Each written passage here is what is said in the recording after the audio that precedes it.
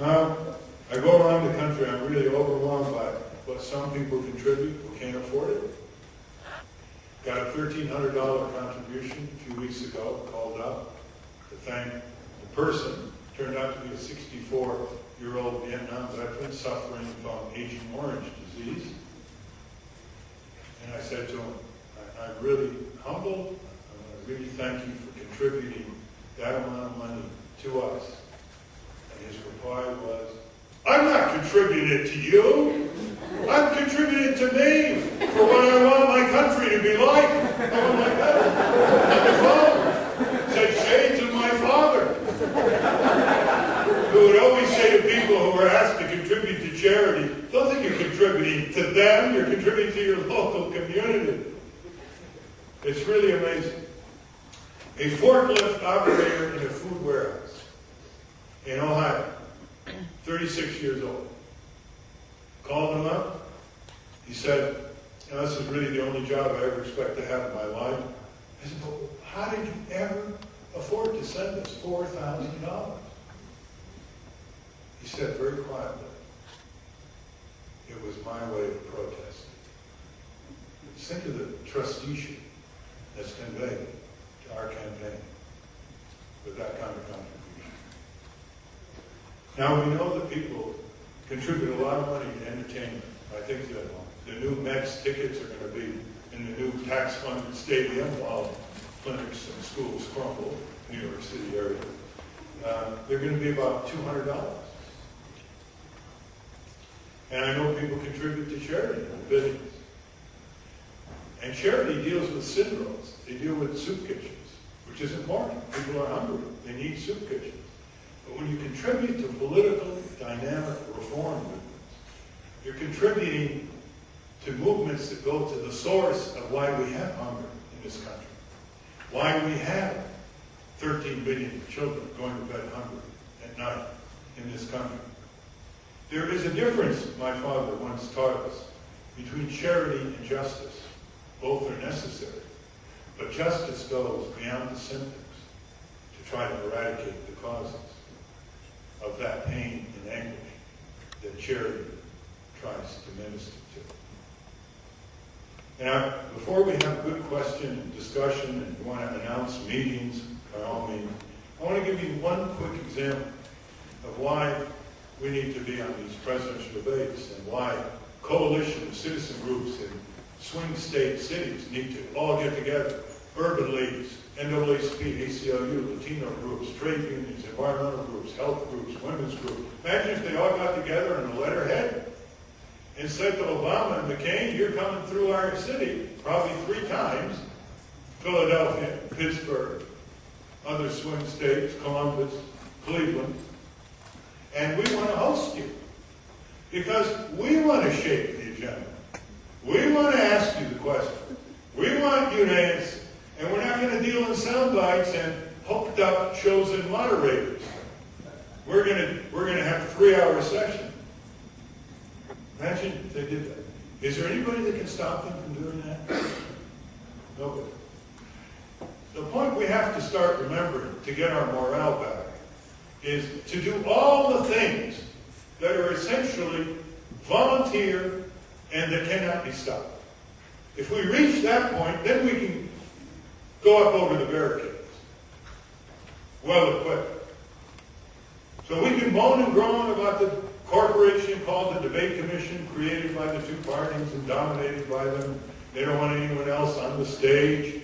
And there are only 5 presidential candidates with a theoretical chance to win a majority of the electoral votes because of how many states their ballots are on. Just 5. Barr, McKinney, me, King, Obama. We can moan and groan, but we should ask ourselves, why these coalitions that represent millions of people back home don't put the wood to these candidates? Take away this monopoly, dual interview, hooked up debate commission. It's not really debates, it's parallel interviews with very predictable questions. And bring them into pits of discussion, the boiling hot crucible of back and forth exchanges over things that really matter. That's what we have to do. And we can't do that. We can only encourage you to do that. And people have got to assume that kind of responsibility. And here's an example.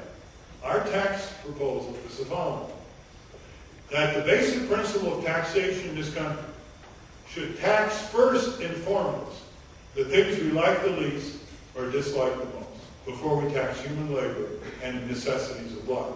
Here in Cook County, you're over 10% sales tax. 10% sales tax on things that you need, right? Okay, now, if you go and buy appliances or furniture or clothing, or maybe medicines too, you pay a 10% sales tax. Now, Monday morning, people in New York buy billions of dollars of Exxon derivatives or Pfizer derivatives. They pay no sales tax. See how they rig the system? So we have $500 trillion of speculative derivatives transactions this year, trillion. And they are destabilizing the economy in a whole variety of ways because they're dealing with ever more risky financial instruments. And there is no sales tax. Now, if we want to dampen speculation, you do it by increasing the margin accounts so they can't borrow all the money to speculate with, and you do it with the sales tax. Just think of a tiny, tiny sales tax on $500 trillion. And we should tax the gambling industry and the addictive industry. And we should tax pollution, carbon tax. We should tax corporate crime. We should tax that which we like the least or dislike the most, because we want to diminish them before we start taxing honest labor and the necessities of life. Isn't that something that should be discussed on a debate in the race for president?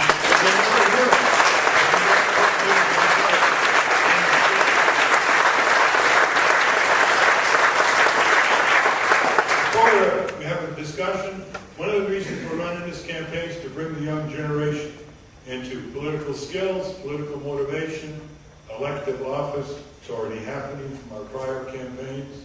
People have run successfully for mayor and city council because they volunteered in our campaign. And the clipboards are designed to keep us all connected, by the way, that are being passed around.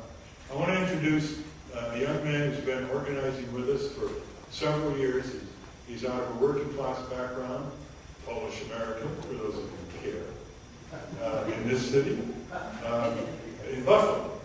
It's a deindustrialized, very devastated town. It's really bore the brunt of the corporate globalization. And he's going to bring you up to date with some observations and announcements. And I hope you'll just have the patience to listen to him. He'll also offer ways where you can help us even more in resources and time, in addition to what you have done tonight by just being here. We need people who will be get out to vote leaders in their neighborhood and community. And that's really the way to get out to vote. Abraham Lincoln once did a pamphlet on how to get out to vote, and it was all at the community level. It's still very valid today. And those of you who want to do that, just indicate either on your way out, signing books, or chatting, that you're willing to do that, or just mark it on the clipboard. I want to introduce Matt Zawiski. I'll be back.